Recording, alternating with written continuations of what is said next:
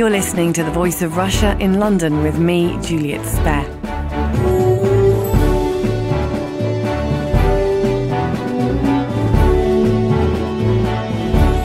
This discussion is about women having the right to choose how they give birth. It comes as the death of the independent British midwife looms on the horizon under current government proposals. From October, independent midwives will become illegal. London City University's Midwifery Society has taken their campaign to save independent midwives to Westminster. They say the death of independent midwifery will impact on the entire profession. Sitting around the table with me to discuss the future of the British independent midwife is Virginia Howes, spokesperson from Choose Your Midwife, Choose Your Birth campaign. Milli Hill, founder of the Positive Birth movement, human rights barrister Barbara Hewson from Hardwicke in Lincoln's Inn, and taking part in the discussion on the telephone are two mothers who have both had their babies at home with the help of independent midwives, Amy Scott and Alexis Brooking. I'll come to you first, Alexis. Why did you use an independent midwife? Well, my first child was a girl called Clementine, and I was planning a home birth with her using NHS midwives, and I had great confidence in them. But they were very busy, and they failed to attend my home birth until I was presenting, and they saw my daughter's bottom instead of her head, and I was transferred to hospital, and she was born by cesarean.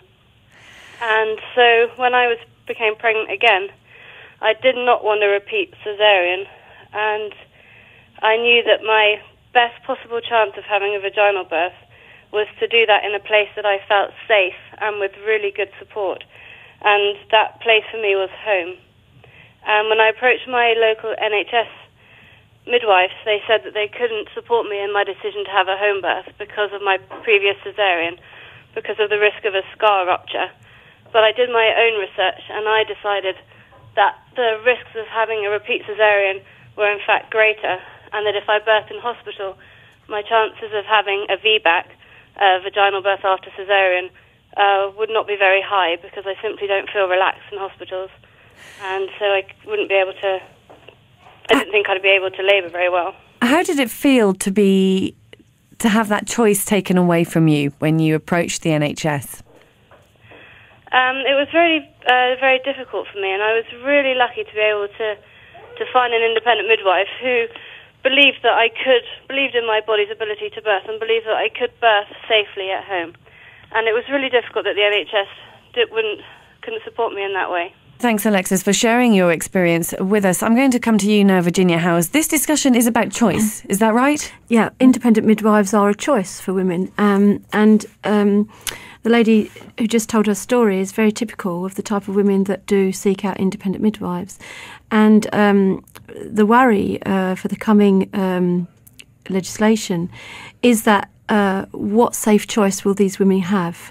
And we have lots of women telling us that due to previous experiences in the NHS, that they wouldn't access the NHS under any conditions, and therefore they would prefer to birth alone. And we're very concerned about those women. You know, we do absolutely need a safe alternative for women out there to make informed choices about how they give birth, where they give birth, and definitely with whom they give birth. This is a campaign to make sure that the independent midwives are not deemed unfit and illegal to practice, but under the current European Union directive, they will not be able to afford to pay for this insurance scheme. Is that right? Not quite. There actually isn't any insurance scheme. It's not financially viable for a commercial insurer to insure independent practitioners because of the risk of payout. The payout to look after a potential claim of a brain damaged child, for example. If there was negligence, is millions of pounds. So no commercial insurer want to take that risk that there may be a claim. So it's not just a case of we can't afford it, it's just not there. We want insurance. Independent midwives want insurance. We want to know that, should we be negligent, our clients can get compensation. And we've been campaigning and trying to find insurance for nearly 30 years. what do we do now? We've tried every avenue. The government are telling us to club together and form social enterprises and companies, but this costs thousands and thousands and thousands of pounds to form this sort of organisation. There isn't. All the things that the government have suggested we do have not been proven viable. What we're asking the government to do, quite clearly, is to support us to find workable, affordable insurance so that we aren't lost to women, so that women's choices are not reduced. And the Prime Minister himself has referred to independent midwives as giving gold standard care.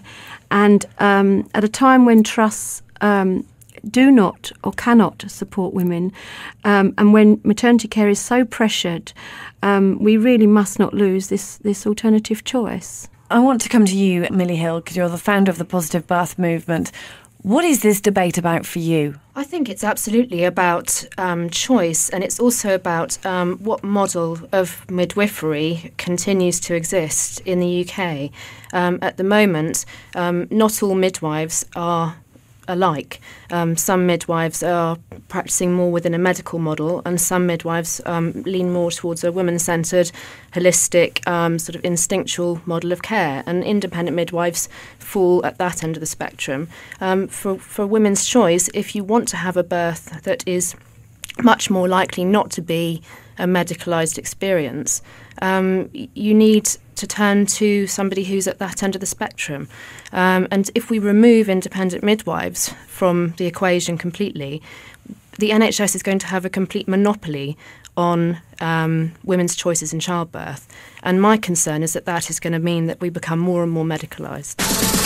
You're listening to The Voice of Russia in London with me, Juliet Spare. I'm joined by independent midwife Virginia Howes, founder of the Positive Birth Movement Milli Hill, human rights barrister Barbara Hewson, and two mothers, Amy Scott and Alexis Brooking.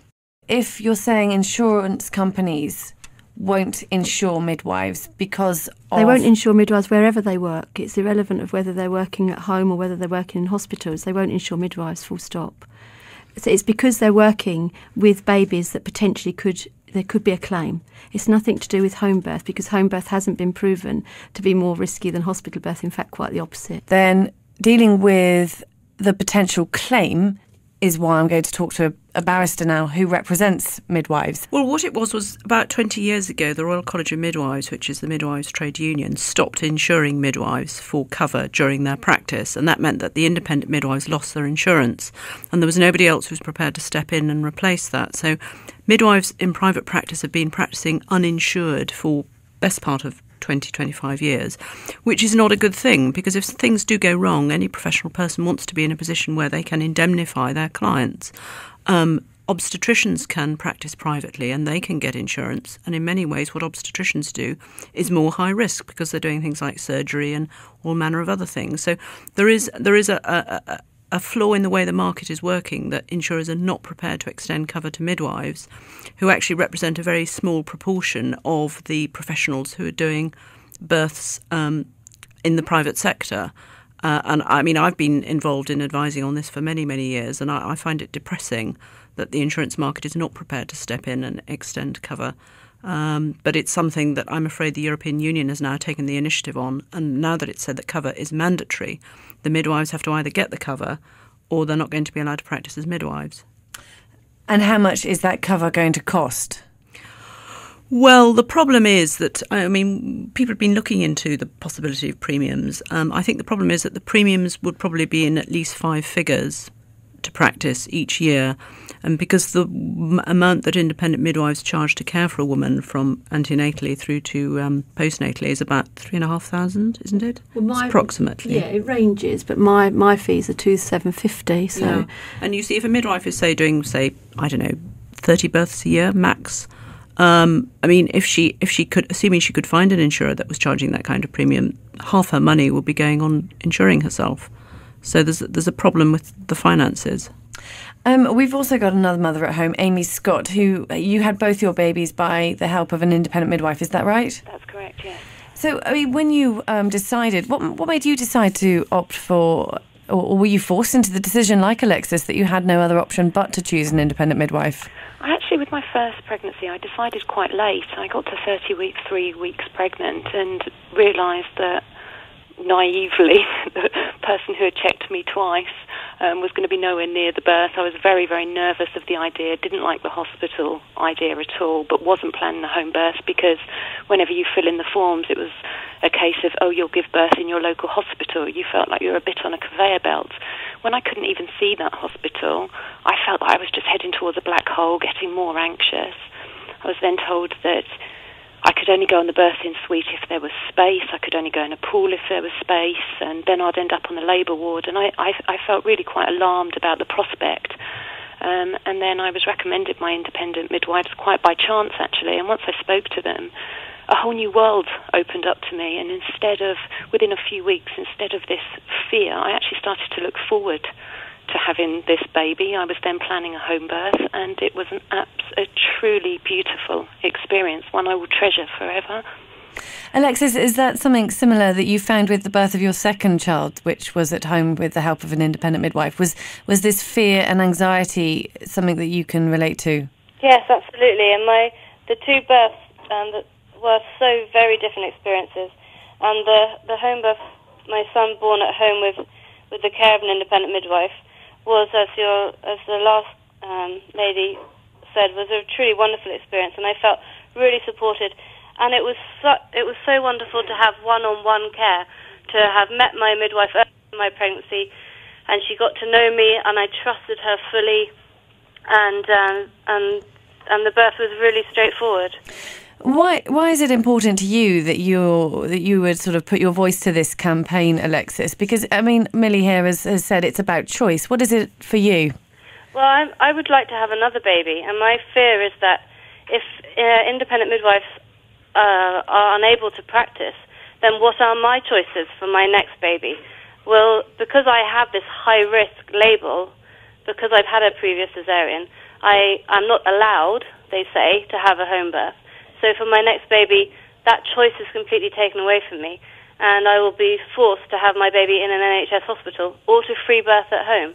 And neither of those options appeal to me. So it's really important to me and for everybody that independent midwives continue to practice. They do wonderful work, and they do it so well and for so little money. Milli, you want to speak there? Well, I'm just raising my hand because I'm in a similar position. I'm actually pregnant at the moment, and my baby's due in September. So I'm just going to be inside the deadline, if you like, if independent midwifery does become illegal, to have an independent midwife for my birth. The flag has been raised for me as high risk because my last baby was £10 and that's considered to, be, potentially problematic for me in this birth. But my last baby was born at home with an independent midwife there, and an absolutely blissful experience. It was completely problem-free before, during and after. And I felt completely supported, and it was a very wonderful, empowering day in my life. But nobody within the NHS seems to be able to listen to these sort of variables. As soon as there's a flag is raised about your possible risk, that's where the focus goes. The focus all goes on the risk. This isn't just affecting a small number of women, it's affecting our society. We have lots of evidence to show that women who have positive, empowering births go on to breastfeed successfully. We know that breastfeeding is a public health issue. So this future life makes healthier children. We know that women who breastfeed babies are more likely to go on to breastfeed. So we're talking about a public health issue here, as well as just affecting a few thousand women in the country who won't get choice. I think this is a very, very important issue. This is a human rights issue, and a small group of people campaigning to change what potentially could be big for society. I'm just a tiny bit confused because, as independent midwives, there's never been any insurance available. Why now does that make it different and therefore illegal? You can help me here, Barbara. Well, what's going to happen is that the Nursing and Midwifery Council, which regulates midwives, will not register midwives who don't have insurance. So once they lose their registration, they cannot practice as midwives, because to attend a woman in childbirth when you're not a registered midwife or doctor is a criminal offence.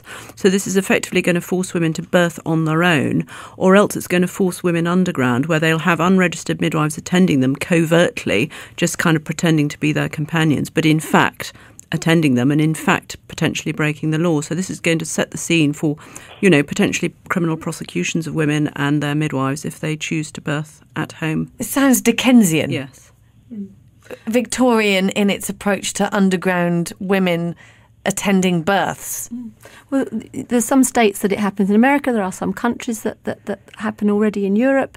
Midwives have been imprisoned. We have Agnes in Hungary, who was in prison for attending a woman where the baby died. But yet she'd been at 3,000 odd births that had been successful. There was no fault of hers if the baby died, but it died, so they put her in prison in ankle chains. We live in a country that has, upheld the profession of midwifery, been regulated, and we're proud of that. We're going backwards, aren't we? We're going backwards. We're looking at huge fines for midwives. I think at the moment it's set at something like £4,000 if you attend a birth when you're not a registered midwife. Maybe imprisoned, maybe. That's what we're looking at. And some states in America, midwives have been imprisoned for attending births. It's a backward step for this country. You're listening to The Voice of Russia in London with me, Juliet Spare, where I'm joined by Virginia House, an independent midwife, Milli Hill, founder of the Positive Birth Movement, Barbara Hewson, human rights barrister from Hardwicke in Lincoln's Inn, Amy Scott, mother of two, and also mother of two, Alexis Brooking. OK, if your baby, Milli, wasn't due in September and was, say, November, what would you do? Oh, that's a good question. I'd have to keep my fingers crossed, I think, that independent midwifery would survive. And if it didn't, I'd probably ask for a home birth on the NHS and hope that my caregivers were sympathetic to that choice. But they might not be. Go on, Virginia. Milli, would you be prepared, because a woman will not be breaking the law, but would you be prepared to have an independent midwife if she was prepared to look after you after October? If she was practising illegally? Yes. Probably, yes. Yeah. A lot of women have said that they would still, because it wouldn't be the woman breaking the law, it would be the midwife. Well, let me ask the other two parents here. Alexis, you're saying you want a third child. Yeah. Would you be prepared then to break the law? What I really would like is to have one-on-one midwife care, and the NHS simply can't provide that. So yes, I would seek to find that, but I would feel awful for the midwife if she forced to break the law to attend me. That simply isn't right. But I probably would do it. And Amy? Without a shadow of a doubt, I would want the same midwives with me. If they were prepared to be here, I would. Despite it being illegal? If they were prepared to practice like that, I think Virginia just said it would be the midwife that was practicing illegally. The mother wouldn't be actually doing anything illegal. But Alexis painted how awful that it would make her feel for the midwife to be forced into that decision, which is sort of, again, I'm sure what you feel too, Amy, which is the undercurrent of this debate, isn't it? Absolutely, which is why we're all here and we're all trying to voice this as the mothers, not just the midwife's point of view here. We need these women; they're amazing. The way they empower us, it's not just about do you or don't you have a hospital birth. They make you feel like incredible women. They give you choices. They make you feel normal. They help you realise that birth is a normal thing, not something that needs to be medicalised unnecessarily, unless you choose to have that. I've contemplated what I would do myself, and as a professional, I can't say, oh yes, I willingly break the law. But slightly higher than that is I don't think I can give up on women. And that's a real dilemma for me. I'm really fighting with my professional responsibility against my duty of care. And I think my duty of care wins. I have got experience in Ireland where the High Court allowed a midwife who'd been suspended to continue to practice because the mothers who had booked her were not prepared to give her up. So the judge actually allowed the mothers to have the midwife of their choice and actually validated the decision. So, I think there are ways in which women could say to the court, look, my life and that of my baby are at stake here, and what this midwife was doing was protecting that, and that should be a defence. So in any prosecution, I think there would certainly be grounds for a defence to be run that could well succeed. What Alexa's saying, she talked about the anxiety and the fear that she felt. These are sort of psychiatric associations to giving birth, not just the medical and the physical. Do you think that's being ignored? And yet we know that suicide amongst postnatal women is extremely high and one of the highest causes of maternal death. So the psychological damages should not be ignored. It should be really taken on board. I would like to echo Virginia's words about how birth is not just a standalone experience, that the difference in myself and in my health after having an emergency cesarean, which was not what I wanted, in a hospital environment, it didn't just affect me, it affected my relationship with my daughter, it affected our early bond, it affected my husband, my mother, all my close friends and family. It was really a difficult time. But the experience of having my son at home with a trusted, supportive, independent midwife who knew us and who I knew, that it was an entirely different experience, and it wasn't just selfishly for my experience. It affected my whole family, and even wider than that. The ripples go so far. This discussion highlights so many issues that I actually didn't think it would when I planned to host it. What picture does it paint of maternity services in Britain? Would you care to comment, Milli? Well, I think a lot of women are getting the care that they want in this country, and it's important not to ignore their voice either. A lot of people are very happy with their experience, but there are other women who feel that their birth becomes out of control in a hospital situation, and they feel disempowered by it, and they come away from it feeling, as has been described, depressed, that they haven't been able to bond properly with their baby, that breastfeeding didn't get off to a good start. And as has also been said, the implication for that, ripple outwards into society. So it's not just about fighting for the woman's experience, it's about fighting for things like early infant bonding and breastfeeding and just overall well-being of humanity, really. Media headlines are always saying, women are having babies too old, they're only having one, more people need IVF, babies are getting bigger, women are getting fatter. Are these the reasons why the home birth is not advisable, because all these other medical reasons? Virginia? Well, yes, it's about, unfortunately, one size fits all, isn't it? And every woman's an individual. And when you're being looked after by a huge organisation that has limited money, they do their utmost and their best, but they cannot possibly apply their care to every individual as every individual wants. And that's what makes the care in the NHS, that's what makes women dissatisfied with the care. It's the system failure, it's not the individual midwives. And this is not about NHS versus independent midwives. This is about all midwives having choice, and this is about all women having choice. And of course, independent midwives don't just look after women who have home births, they look after women who are having, through medical reason, caesarean sections, but they're giving continuity throughout that time so that the woman doesn't come out the other side traumatised by anything that happens to her on her own individual journey through pregnancy, birth and beyond. And that's the important thing. And it's that continuity that is gold standard care and that the NHS can't give, and the system that lets the women down, not the individual midwives who every single midwife out there tries her best. What do you foresee happening if it did become a criminal practice to help a woman give birth at home and it was forced underground? Let's just say I took my duty of care above my citizenship to not break the law first. I myself would continue to keep updated and would continue to uphold my regulatory body's rules and standards. But of course, those midwives would be off the radar, and other midwives may not uphold their rules and standards. And then you may get unsafe practices happening.